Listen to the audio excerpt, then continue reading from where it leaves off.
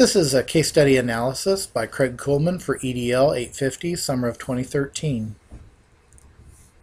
Category 1, the problem identification and analysis. What do you know? Teacher Cindy Walker has received an unidentified email with a link to a web page which contains vulgar language, suggestive comments about her personal life, and critical comments about her teaching. And it states, "Who wants Miss Walker to disappear?" Miss Walker is a second-year teacher with a serious approach to teaching rigorous subjects. Numerous calls have been received over Miss Walker's stringent expectations by both parents and students.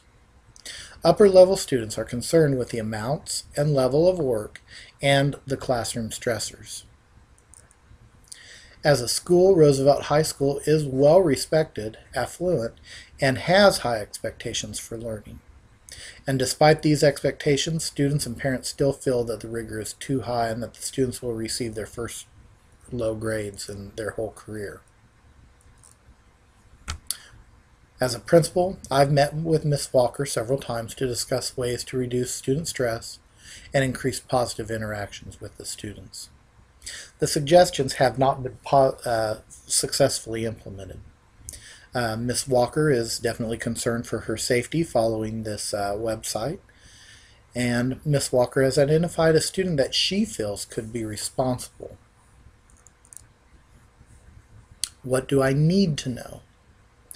Well, I need to know who sent the email and who created the website.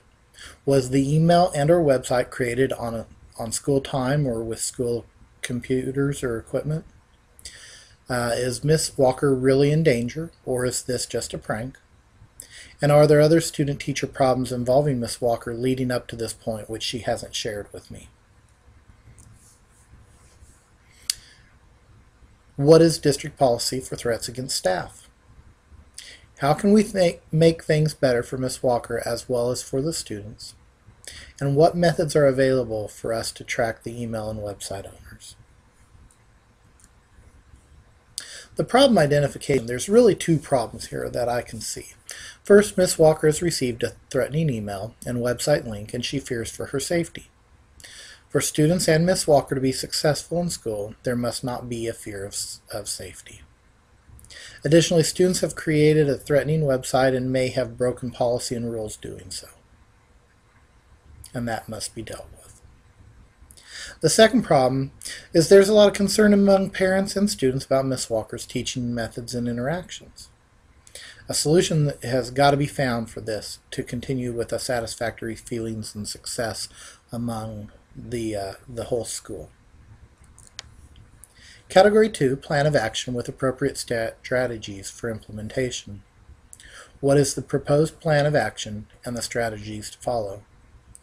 Problem 1, the investigation of the threat. Immediately, I would contact the superintendent to inform him of the situation and discuss plans of action. That call would come immediately after finishing my call with Ms. Walker on the evening that she called. I would also immediately contact the technology director to gain his insight into what can be determined about the creation of the email and the website. And then I would also immediately seek the guidance of local authorities or school resource officer about the presence of the threat. Not that there's necessarily going to be charges or necessarily that they're going to take over the investigation, but I think, one, they need to be aware that there is a possible threat out there, but then two, they can give us guidance into what actions we can take or how we may be able to find out information, what things they've maybe been seeing or hearing out in public. As the school day begins, I would visit with staff members prior to school starting to discuss the matter, obtain any information that they have heard, and to tell them to keep their ears open. Many of these teachers probably have high school students themselves. They may be aware of this as the rumors and grapevine grow.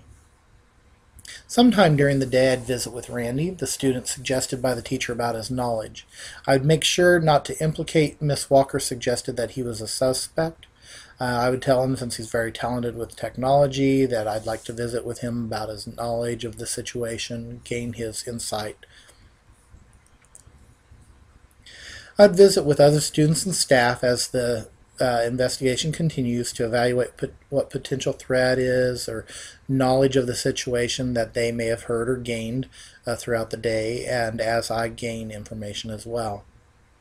I'd provide additional adult presence in Miss Walker's classroom throughout the day or days of the investigation. One, to perhaps make her feel more safe, but then also to kind of let the students know that there is a presence there. Throughout this, we would evaluate and refer to the district policy throughout the investigation. And it's very important to document every single piece of information. The second problem is the student-teacher positive interactions. Ms. Walker must implement ways to make more positive interactions with students. The teacher must implement reasonable lesson and grading procedures. And then there needs to be a plan for improvement. If there's not already one in place, a professional development plan or a professional improvement plan needs to be implemented. For the best students, for the best interest of the students as well as the teacher, the plans need to be implemented quickly and successfully. And in my mind, it's days and weeks, not months. Since the teacher's not tenured, discontinuation of the contract, perhaps even at mid-year, might need to be considered if it's in the best interest of the students and if the plan is not successful.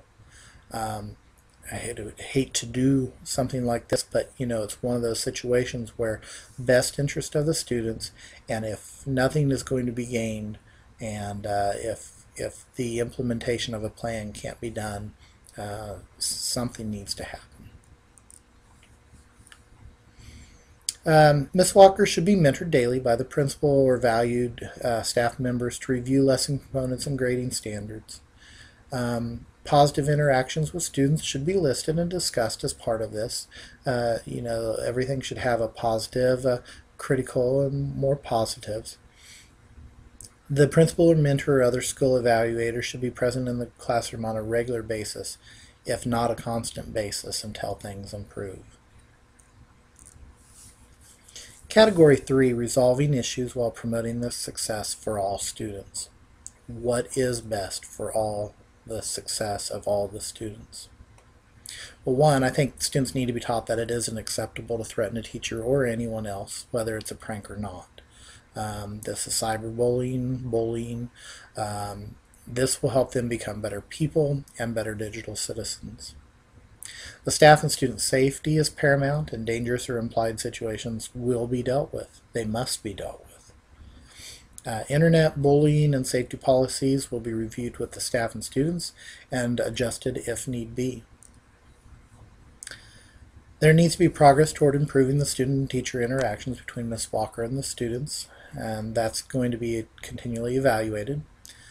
And then progress towards a reasonable amount of assignments and grading standards will be continually evaluated as well. Overall progress toward improvement plan goals will be evaluated to determine if Ms. Walker can be successful in the classroom in this school. Category 4, debriefing the problem. In the role of the administrator, what am I thinking? I'm thinking a stand must be taken against the website creators to establish that this is not acceptable.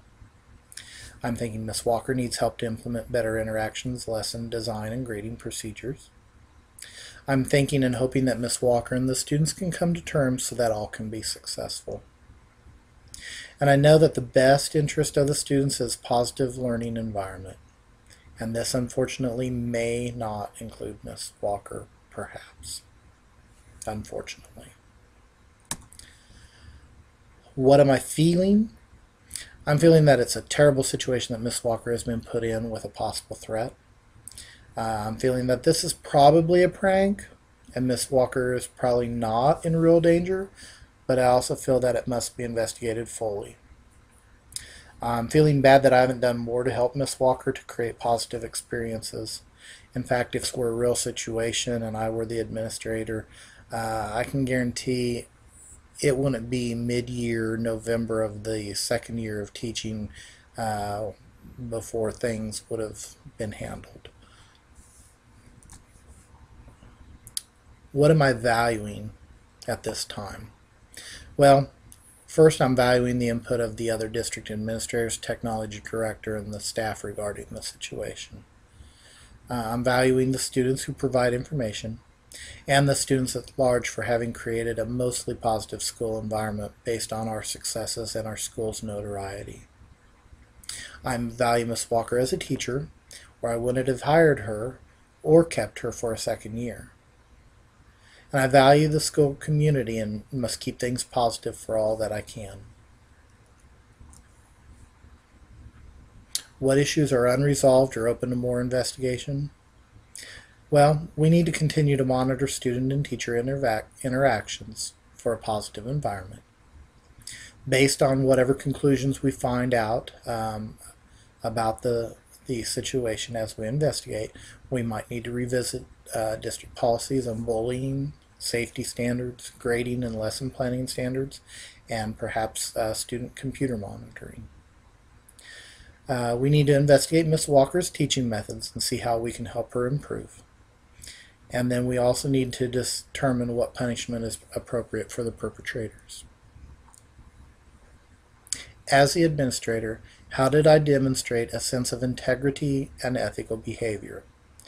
This is a review of Standard 5, Component 1, Reflection.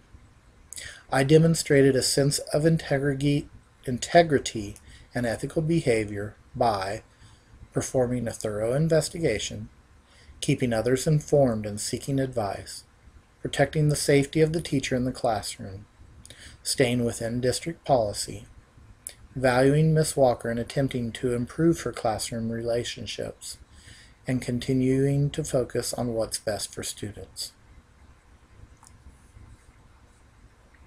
How did I treat people fairly, equitably, and with dignity and respect? Standard 5, Component 2. I acted with fairness and treated people fairly, equitably, and with dignity and respect by taking the matter seriously, investigating in a factual and non-accusatory way, helping Miss Walker feel safe in her classroom, giving Miss Walker the opportunity to improve her relationships in classroom situations, and helping students learn right and wrong. As the administrator, how did I demonstrate a personal and professional code of ethics? Standard 5, Component 3. I demonstrated a personal and professional code of ethics by putting student and staff safety first.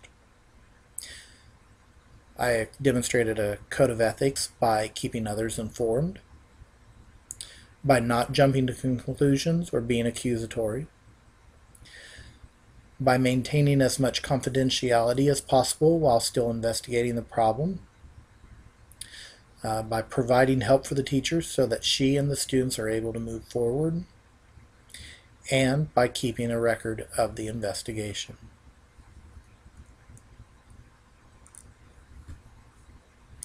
And this has been my presentation.